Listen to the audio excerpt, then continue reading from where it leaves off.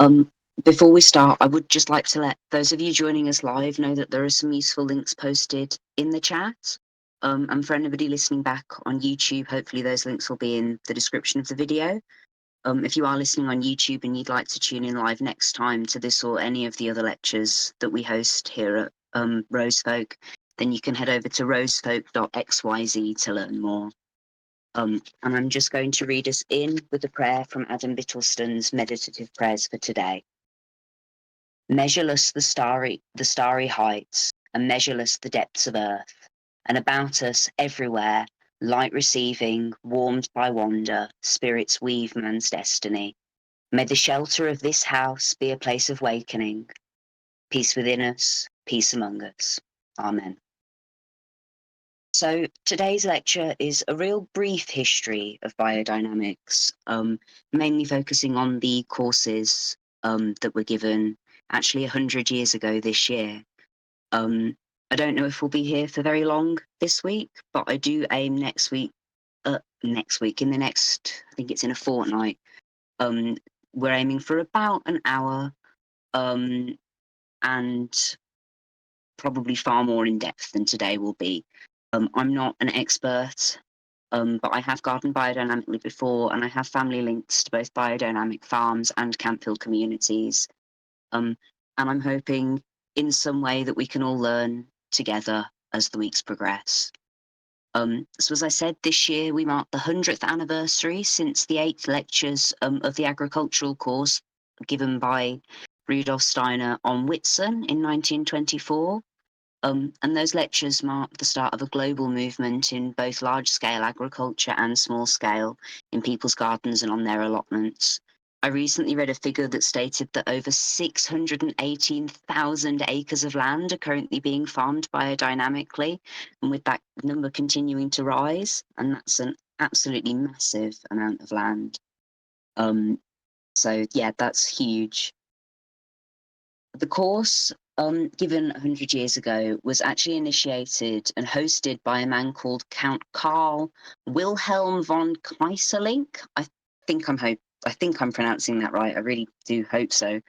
And he owned a really large farming estate in what was then the German province of Silesia, which is now modern-day Poland. And the lectures were originally given to farmers as well as people involved in agriculture more generally. And unlike a lot of Steiner's other works, they were really clearly meant to be practical and hands-on, as opposed to just theory.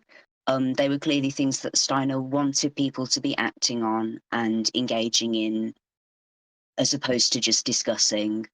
So the course, which started early June 1924 on Karl Wilhelm's estate, had 130 people participating, which is a few more than we've got here today. And the majority of them were farmers, but some were landowners or just people that worked on the farms.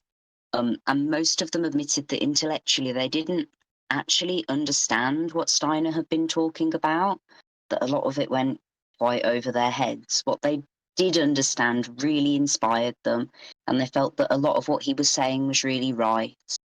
And what came from this course was a whole new way of experiencing nature and a whole new way of conceiving the farm.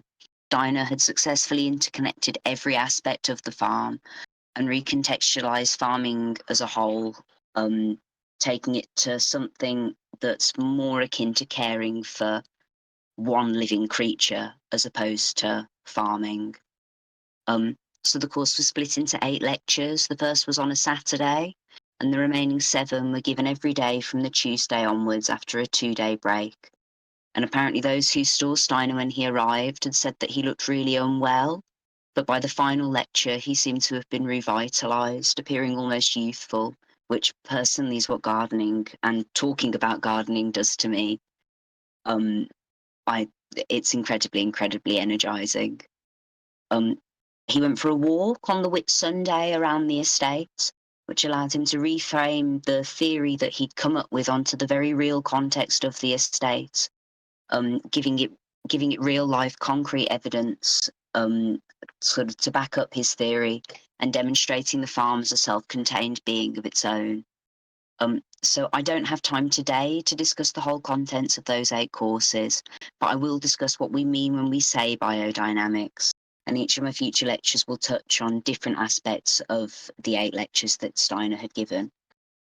So biodynamics describes a style of gardening that views the land and all that it sustains, every plant and animal, crops and what we think of as weeds, all the microbiomes and bacteria, every person who walks upon it, an animal who grazes it, the spirit of the place that lives within it, as its own whole, complete organism, an organism that needs to be known and nurtured as one being. When we look at natural ecosystems, we don't just look at the birds that live in the trees or the plants that grow in the grass. We look at what those birds are eating and where they're nesting, where the food that they eat lives and what that may eat. We look at the plant. When we look at plants, we also look at the type of soil they like to grow in, the plants that grow alongside them, the kind of animals that they feed, perhaps the mushrooms that are living alongside them. All forms of living things don't exist in a vacuum. They live alongside hundreds and possibly thousands of other living things. So it kind of begs the question as to why, when we start an allotment or even just plant some carrots in the back garden, why do we fail to consider that? Why do we not stop and think about the worms under the soil or the birds that might be swooping down, and not just in the context of pests? When farmers farm, why do they cut down native plants to grow seeds of grain or just one type of vegetable, um, which they then spray in chemical pesticides to deter the slugs and bugs whose habitats have been stolen from them? We then wonder why our natural ecosystem is dying. Why are birds dropping in numbers? Why are hedgehogs on the decline? Why do we not seem to have any native flowers anymore? Well, biodynamics does aim to challenge that. If we look at a patch of land and we view it as its own being, we can grow alongside the animals living there and the plants that already exist there. And we can maybe find a little bit of harmony between the crops that we grow and all of the pre-existing things that have been there for centuries, if not longer. Um, and I would just like us all just to sit and have a little think for a moment and just sort of consider the ecosystem around you, especially in context with the season at the moment. So I live in Birmingham, which is a big grey city here in the UK. And despite it being a big, grey, horrible city, it is quite green. There's lots of grass. I see lots of plants on a daily, and with spring unfolding, there's been so much blossom and green leaves on trees and stuff, and it's so beautiful. My favourite flowers are bluebells, and they're all out in force now. You kind of can't walk more than 5 minutes without seeing one. Um, and so even if we don't garden, just tuning into the world around us just a little bit brings us so much closer to it.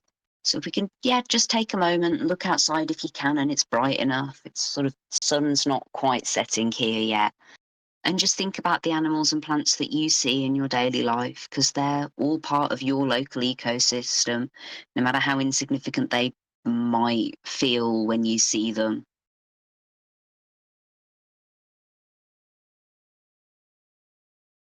So during Steiner's course in 1924, he described what, especially at the time, felt like a really new and really conscious form of farming. It's been described as a clairsentient form of farming, um, in which we need to communicate with the life and nature around us.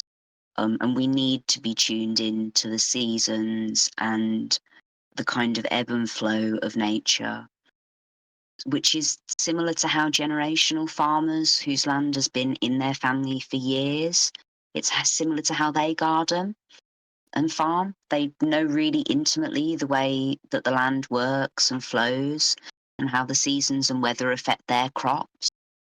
And this seasonal experience is something that's so deeply rooted in the social culture that surrounds farming.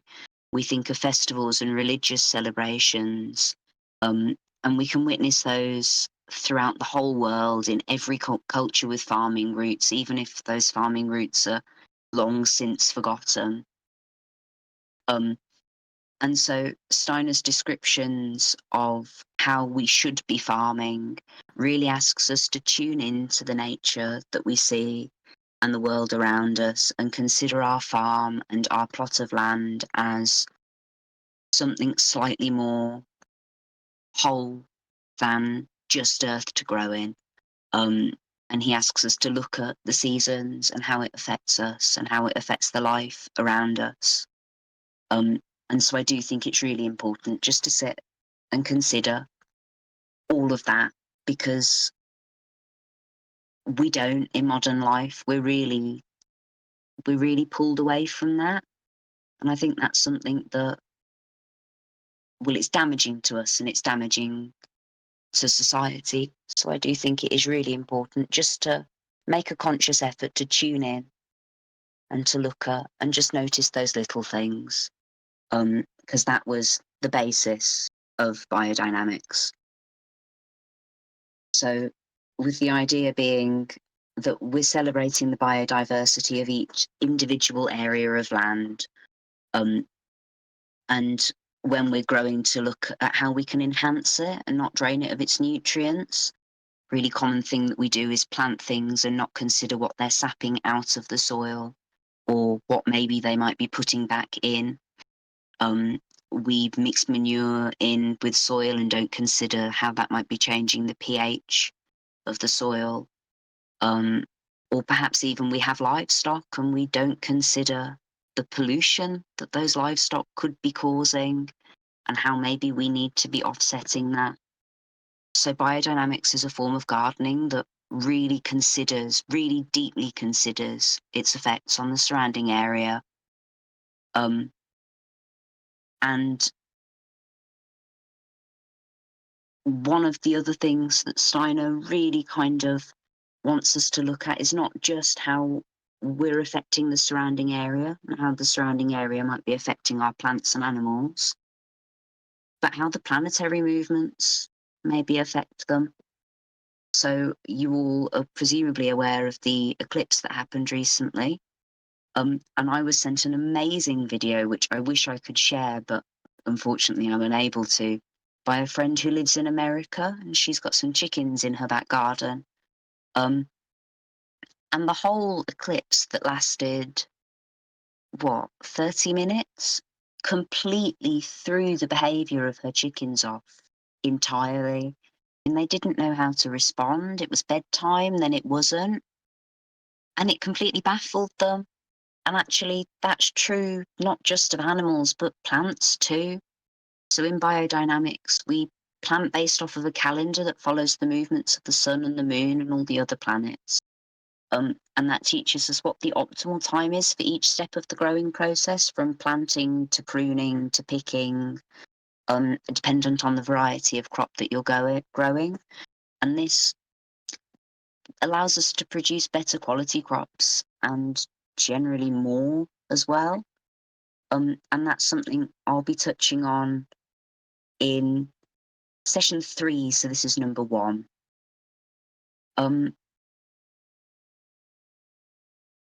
So during the course, Count Wilhelm and Steiner, along with all of the farmers that were present, actually formed something known as the experimental circle. And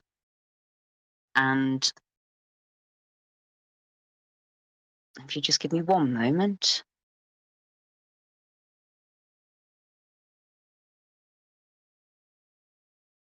I've lost. So the experimental circle was basically a group dedicated to sharing the experiences of this new technique of farming and researching it as well. The idea being that people's lived experiences of farming was really greatly undervalued, and that by listening to people that were living on the land, we could learn so much more from them as opposed to just listening to scientists and what scientists thought were best. And I think this is a quote from Steiner himself during that first address of the experimental circle, which just think's really quite lovely. So Steiner said, I've always considered what the peasants and farmers thought about their things far wiser than what scientists were thinking. Far rather would I listen to the wisdom of someone speaking of experiences drawn from his daily work on the field than all the convincing Arimanic, I can never say that word, statistics arising from our highly developed science. So what he was saying there wasn't that we should disregard science, but that we should be observing it all for our own sake. So, and whether that's in the laboratory or out in the field, we should really value the knowledge of people doing that work as opposed to just the theory. And I think really that's what this course was for Steiner. Getting those hands-on experiences seemed really quite important for him. And the experimental circle went on to exist for many number of years, and possibly actually I think even exists to this day. So in Britain it's existed since 1928. So it was originally known as the Experimental Circle of the Anthroposophical Society, but later the Experimental Circle of Anthroposophical Farmers. And it was just a community of farmers who all took Steiner's words and felt that it really resonated with them and decided to continue to act on that. And that circle has existed ever since all over the world. There are many groups of the Experimental Circle of Farmers. And yeah, that's something that continues to exist to this day. So this is just a real brief introduction to biodynamics and how we sort of feel that we should be tackling it. And over the next few weeks, I will be covering lots of other things in lots of detail, but I'm just going to give you a real brief overview of that now.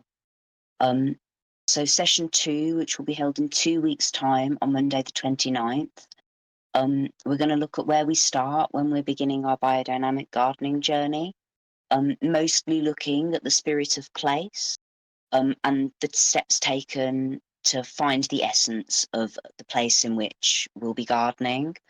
And the spirit of place is something really fascinating, that really feels quite special and like something that we should be doing even if we're not interested in large scale gardening. Just learning about where you are is fascinating.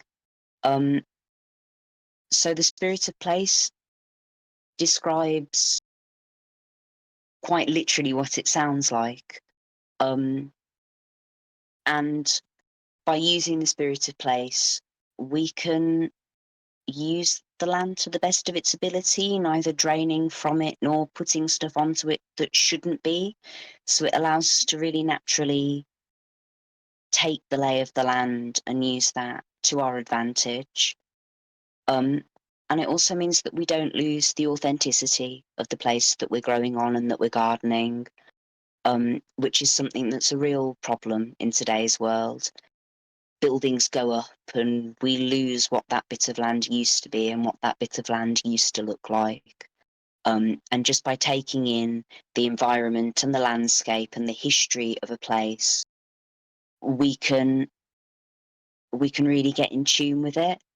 And that allows us to not make any massive changes that might disrupt and cause harm to the natural environment. And of course, that's not always possible for those of us living in cities. Your natural environment has already been disrupted. But by knowing the history of a place, that's really valuable to allow us to maybe put back just a little smidge of the spirit of that area, and create just that little bit more harmony. So that will be the next session On session 3, we'll be looking at the biodynamic calendar in more detail, looking at what it means to garden by the movements of the planets, which is something that I myself don't fully understand. So that will be a really interesting. Again, it's something that I've done before, but it's not something that I'm necessarily the most knowledgeable about. So that will be very interesting. And I will have to dig out the biodynamic calendar that I own because I've been a little bit lax recently. Session 4, we'll be looking at preparations. Now, preparations are something that are absolutely fascinating, and something that Steiner described during these original 8 lectures, which is basically they're things that you spray onto the soil or mix with compost to act as enhancers and maybe even repellents for certain pests, but that don't affect the natural soil makeup too much. So there are 6 preparations containing yarrow, chamomile, stinging nettle, oak bark, dandelion, and valerian. And those herbs are transformed in a way that means that we can use them to our advantage while gardening. So we'll be looking at that during session 4. And that'll be a proper deep dive. Session 5, we'll look at practical biodynamics for those of us who aren't lucky enough to own an entire farm. So we'll be discussing starting small scale on your balcony or in your garden. And I think that's something that we should be focusing more on, and that is the focus of these lectures, is to bring something that's generally considered necessary for large scale farming or even slightly smaller scale on small holdings, and make it accessible to people who, maybe live in a flat with a balcony or even just a windowsill, or who have a garden but don't know how to use it. So I'm hoping the next sessions will come together and give you the stepping stones to start to garden biodynamically, as was intended by Steiner. And even if you don't necessarily have the urge to go out there and grow a whole garden, that hopefully you'll learn just to have a little bit more connection to the land that you're on and that you're in, and a little bit more appreciation for the ecosystems and the biodiversity that surround you. Because, again, we're so disconnected from that as a society today. And even those of us that aren't gardening and aren't interested in gardening could benefit on a spiritual level, on like an internal everything within you. Just sitting out for 5 minutes outside is so good for you. So imagine how connected you'll feel if you learn to look just that bit closer at the world around you. So at the moment, these 5 sessions are what we've got going. But if there's anything else that people feel need to be touched on in particular, then I'm more than up for extending. If there's something that people feel need more of a discussion, that of course that's able to happen. So don't hesitate to get in touch if you've got any questions, either with me directly or through the server. And if there are any questions, you're more than welcome to post them in chat. I'm not quite as organised today as I really ought to have been. And I appear to have lost the note card with the next part of this on.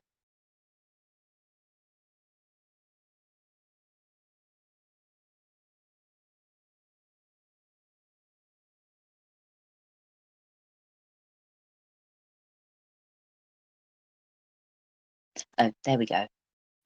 So one thing that seems to come up a lot when we discuss biodynamic farming and biodynamic gardening is how on earth is that different from organic gardening? And they're very similar, but they're not quite the same. So biodynamic gardening is a way of gardening that is more spiritual than organic gardening.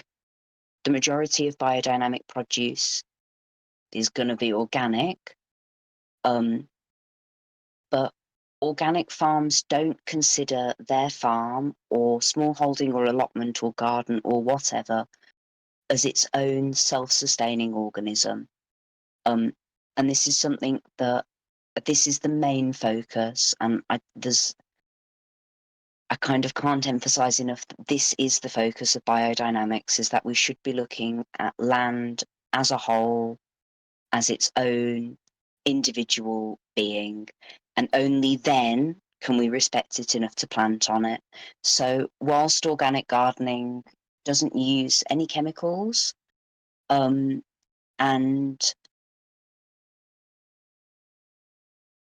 is far better than non-organic gardening, in biodynamics we kind of try and create our own ecosystem, that means that we don't need to bring anything external in. If we treat our land as one whole and we feed it as one whole and we nurture it as one whole, that we then don't need to buy pesticides or to buy fertilizers, because all of that has come from the land on which we are gardening. So it's about creating this sort of circle of life within our garden. Whereas organic farming doesn't have that spiritual connection to the land. It doesn't consider the land as its own being. Organic gardening is just looking at not using any chemicals. So biodynamic is sort of a bit like organic gardening plus.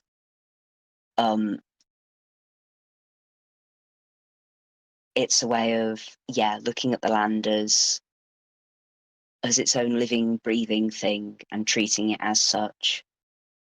And I really look forward to touching more on that in our second session, which will be on Monday the 29th. Because Spirit of Place is something that I think is absolutely fascinating and more people should do, even if it's just about their local area, because there's so much to be learnt. And I actually encourage you, if you plan on tuning into the Spirit of Place, one, on the 29th, to, again, just have a little bit of a look around you. And if you don't have a plot of land, just to pick somewhere in your local area that you'd maybe like to know a little bit more about, whose Spirit of Place you'd like to experience. And if we don't have any questions in chat, then I think I'm going to leave it there for this week. I think that is a fairly concise introduction to biodynamics, and I'll see you on the 29th for our look into Spirit of Place. With that, I'm going to read us out with another one of Adam Bittlestone's prayers. This is the Earth Prayer, which I read every single time I go to my allotment, and I think is very appropriate to end this meeting with. Spirit of the heights have sent their messengers, stones under our feet. Upon sustaining earth, may we be upright. Spirits of the heights have sent their messengers, flowers and trees around us. Upon the living earth, may our hearts waken. Spirits of the heights have sent their messengers, birds and beasts about us. Of all earth's offspring, may we be guardians. Spirits of the heights have sent their messengers, light and dark, life and death, in all earth's changes. Christ may we find. Amen. So I look forward to seeing you all on the 29th. Thank you for tuning in if you're here live, and if you're not, then again consider joining the Rosefolk server if you go to rosefolk.xyz. And I hope to see you next time. Thanks very much for everybody that has tuned in, and I'll see you all on the 29th. Goodbye.